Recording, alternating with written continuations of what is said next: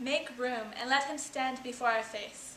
Shylock, the world thinks, and I think so too, that thou but leadst this fashion of thy malice to the last hour of act, and then 'tis thought thou'lt show thy mercy and remorse more strange than is thy strange apparent cruelty. Where thou now exacts the penalty, which is a pound of this poor merchant's flesh, thou wilt not only loose the forfeiture, but touched with human gentleness and love, forgive a moiety of the principal, glancing an eye of pity on his losses, that have of late so huddled on his back, enough to press a royal merchant down, and pluck commiseration of his state from brassy bosoms and rough hearts of flint, from stubborn Turks and Tartars never trained to offices of tender courtesy. We all expect a gentle answer, Jew. I have possessed your grace of what I purpose, and by our holy Sabbath have I sworn to have the due and forfeit of my bond. If you deny it, let the danger light upon your charter and your city's freedom. You'll ask me why I rather choose to have a weight of carrion flesh than to receive 3,000 ducats. I'll have not answer that, but say, it is my humor. Is it answered? What if my house be troubled with a rat, and I be pleased to give 10,000 ducats to have it baned? What are the answered yet? Some men there are love not a gaping pig, some that are mad if they behold a cat, and others, when the bagpipe sings in the nose, cannot contain their urine, for affection, master of passion, sways it to the mood of what it likes or loathes. Now for your answer, as there is no firm reason to be rendered why he cannot abide a gaping pig, why he is a harmless, necessary cat, why he, a woolen bagpipe, but of force must yield to such inevitable shame as to offend himself, being offended. So can I give no reason, nor I will not, more than a lodged hate and a certain loathing. I bear Antonio that I follow thus a losing suit against him. Are you answered? Answer, thou unfeeling man, to excuse the current of thy cruelty. I am not bound to please thee with thy answers. Do all men kill the things they do not love? Hates any man the thing he would not kill? Every offense is not a hate at first. What, wouldst thou have a serpent sting thee twice? Think you the question with the Jew. You may as well go stand upon the beach and bid the main flood bate his usual height. You may as well use question with the wolf, why he hath made the ewe bleat for the lamb. You may as well forbid the mountain pines to wag their high tops and to make no noise, when they are fretting with the gusts of heaven. You may as well do anything most hard, as seek to soften that than which what's harder, his Jewish heart. Therefore, I do beseech you, make no more offers, use no further means, but with all brief and pain conveniency, let me have judgment, and the Jew his will.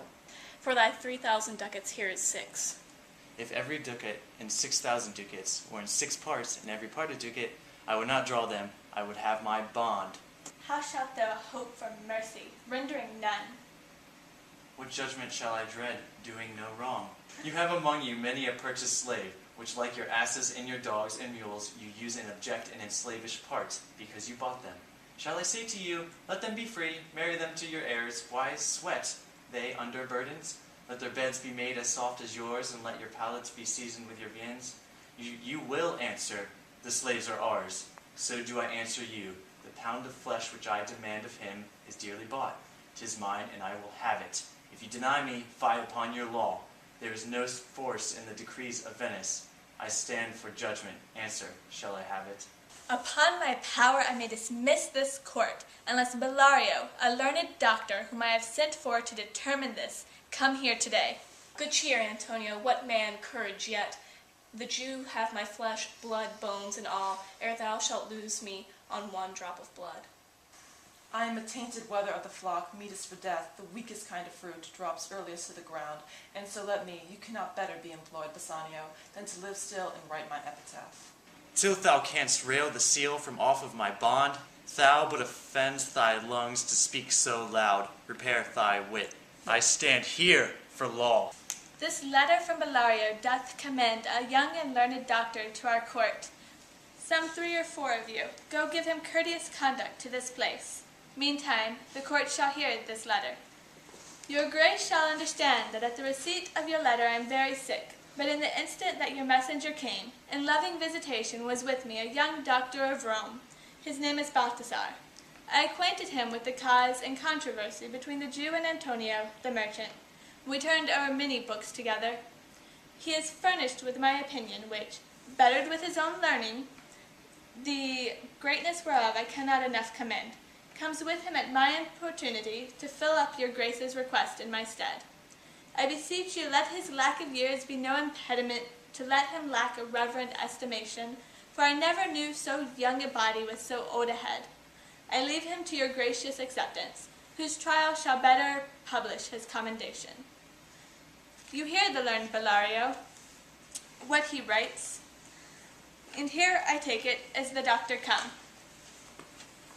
Give me your hand. Come ye from Bellario. I did, my lord. You are welcome. Take your place. Are you acquainted with the difference I am that holds informed. this present question in the court? I'm informed thoroughly of the cause. Which is the merchant here, and which the Jew? Antonio, Shylock, both stand forth. Is your name Shylock? Shylock is my name. Of a strange nature is the suit you follow, yet in such rule that the Venetian law cannot impugn you as you do proceed. You stand within his danger, do you not? Aye, so he says. Do you confess the bond? I do. Then must the Jew be merciful. On what compulsion must I? Tell me that. The quality of mercy is not strained. It droppeth as the gentle rain from heaven upon the place beneath. It is twice blessed. It blesseth him that gives and him that takes. 'Tis mightiest in the mightiest. It becomes the throned monarch better than his crown.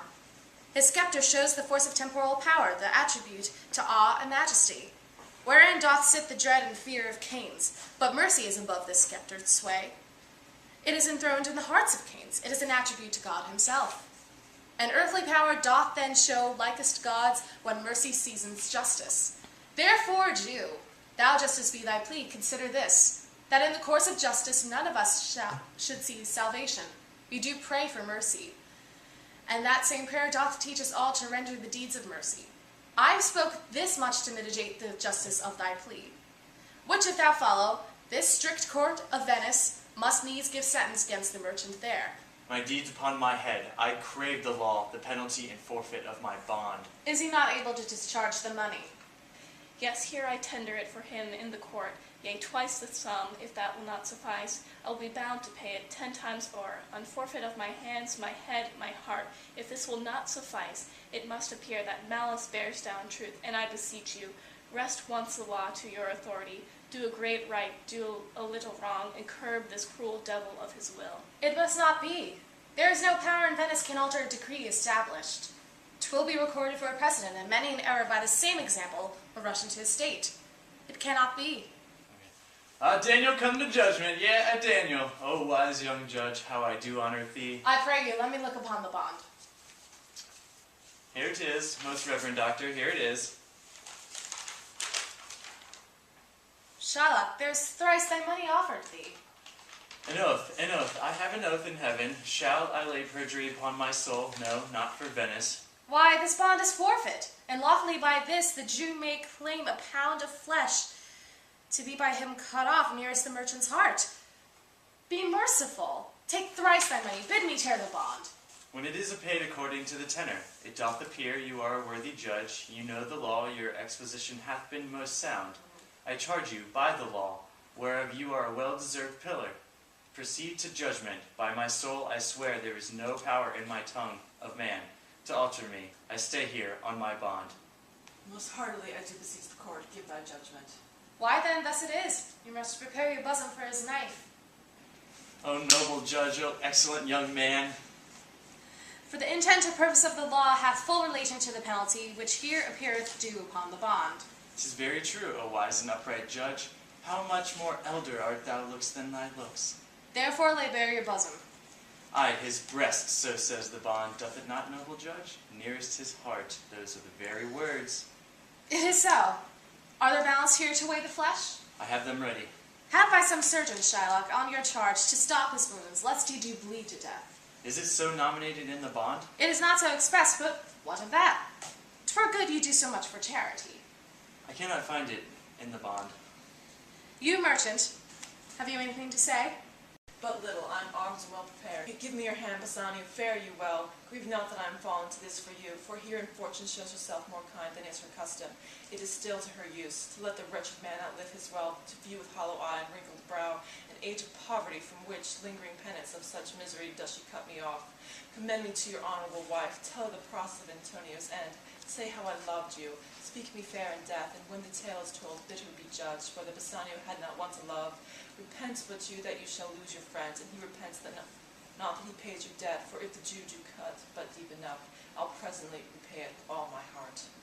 Antonio, I am married to a wife just dear to me as life itself, but life itself, my wife, and the whole world are not with me esteemed above thy life. I would lose all, sacrifice them all, here to this devil to deliver you. Your wife would give you little thanks for that if she were by to hear you make the offer. We trifle time, I pray thee, pursue sentence. A pound of that same merchant's flesh is thine, the court awards it, and the law doth give it. Most rightful judge. And you must cut this flesh from off his breast, the law allows it, and the court awards it. Most learned judge, a sentence come prepare. Tarry a little. There is something else. This bond doth give thee here no jot of blood, the words expressly are a pound of flesh. Take then thy bond, take thou thy pound of flesh. But, in the cutting of it, if thou dost shed one drop of Christian blood, thy lands and goods are, by the laws of Venice, confiscate unto the state of Venice. Is that the law? Thyself shalt see the act, for as thou urgest justice, be assured thou shalt have justice more than thou desirest. I take this offer then, pay the bond thrice, and let the Christian go. Soft. The Jew shall have all justice. Soft, no haste, he shall have nothing but the penalty. Therefore, prepare thee to cut off the flesh. Shed thou no blood, nor cut thou less nor more, and just a pound of flesh. If thou takest more or less than just a pound, be it but so much as maketh light or heavy in the substance, or the division of the 20th part. Of one poor scruple, nay, if the scale do turn, but in the estimation of a hair, thou diest, and all thy goods are confiscate. Give me my principal and let me go. He hath refused it in the open court. He shall have merely justice and his bond. Shall I not have barely my principal? Thou shalt have nothing but the forfeiture, to be so taken at thy peril, Jew. Why, then the devil give him good of it. I'll stay no longer question. Tarry, Jew. The law hath yet another hold on you. It is enacted in the laws of Venice. If it be proved against an alien that by direct or indirect attempts he seek the life of any citizen, the party against the which he doth contrive shall seize one half his goods. The other half comes to the privy coffer of the state, and the offender's life lies in the mercy of the Duke only, against all other voices. In which predicament I say thou standst, for it appears by manifest proceeding that indirectly and directly too thou hast contrived against the very life of the defendant, and thou hast incurred the danger formerly by me rehearsed. Down therefore, and beg mercy of the Duke. Thou shalt see the difference of our spirit. I pardon thee thy life before thou ask it. For half thy wealth it is Antonio's. The other half comes to the general state, which humbleness may drive unto a fine. I for the state, not for Antonio. Nay, take my life and all. Pardon not that. You take my house when you do take the prop that boasts to stay my house. You take my life when you do take the means whereby I live. What mercy can you render him, Antonio? So please my lord the Duke, and all the court, to quit the fine for one half of his goods, I'm content that he will let me have the other half in use to render it upon his death and upon the gentleman that lately stole his daughter. Two things provided more, that for this favor he presently become a Christian, the other that he do record a gift here in the court of all he dies possessed unto his son Lorenzo and his daughter. He shall do this, or else I do recant the pardon that I late pronounced thee. Art thou contented, Jew? What dost thou say? I am content. Clerk, draw a deed of gift. I pray you, give me leave to go from hence. I am not will. Send the deed after me, and I will sign it. Get thee gone, but do it.